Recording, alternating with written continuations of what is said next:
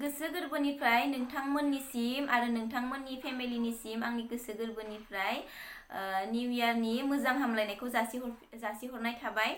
गासैबो जाहाथे मोजाङै बे 2021 आव थानो मोनो।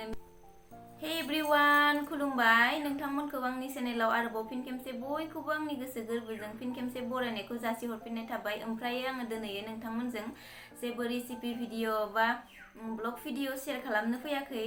आङो दिनै जास्ट नोंथांमोनजों दसे रायलायनो होननानै फैदों गोदान बोसोरनि।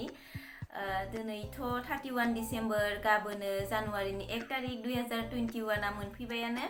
स' आंथ' बिराद खुसि 2021 मोनफैबाय। एकदम 2020 एकदम गाज्रि, माने गाज्रिजोंनो माने बारग'लांबाय होननानै बुंनांसिगोन आरो। जेब्लायबो माने सानफ्रामबो मोनसे गोदान बिदिनो खोनाबाय थायो, गाज्रिजोंनो बारग'लांबाय 2020आ। स' दायो जोङो 2021खौ माने मोजाङै मोजां माने जाहाथे मिनि खुसि थानो मोनो, बेखौनो आङो नोंथांमोनजों एसे रायलायनो होननानै फैदों।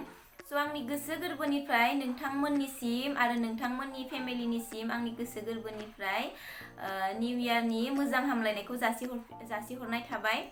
गासैबो जाहाथे मोजाङै बे 2021 आव थानो मोनो, मिनि खुसि रंजा बाजा थानो मोनो, बेखौनो आङो नोंथांमोननिसिम बुंनो होननानै फैदों।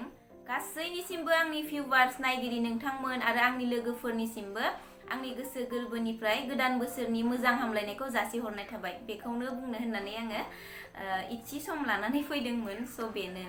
स' हेपि निउ इयार बयनिसिमबो। बयबो मोजाङै था, बे 2021 आव जाहाथे बयबो मोजाङै थालायनो मोनो, बेखौनो आङो बुंनो होननानै फैदोंमोन। स' बेनोमोन आरो। स' थेंक इउ स' माच लोगोफोर, बाय बाय, खुलुमबाय।